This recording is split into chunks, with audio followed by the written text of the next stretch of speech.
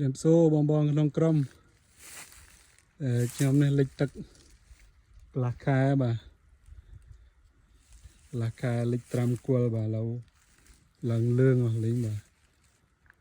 នេះគិតយ៉ាងណាបងប្អូនអាចរស់ហើយមើលតើបើរងយើងអាកន្លែងទូលខ្ពស់ផុតទឹកអត់អីទេតែអាកន្លែងវាលិចត្រាំគល់យូរវាឡើងក្រហមចឹងឡើងលឿងចឹងបងប្អូនណាធ្លាប់ជួបបញ្ហានេះជួយណែនាំផងបាទលិចទឹក10ថ្ងៃចិត្តក៏និយាយទៅចិត្តក៏ប្រហែលកន្លះខែ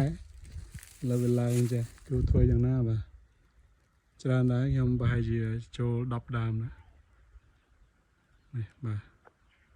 ដងចិត្តផ្លែណាខ្វះ2ខែទៀតគ្រប់2ឆ្នាំដងនេះវា1ឆ្នាំជាងបាទដល់ថ្ងៃទី18ខែ12គ្រប់2ឆ្នាំតែអកុសលវាប៉ះគេបើកទំនប់មករៀងយូរទៅវាលិចបាទ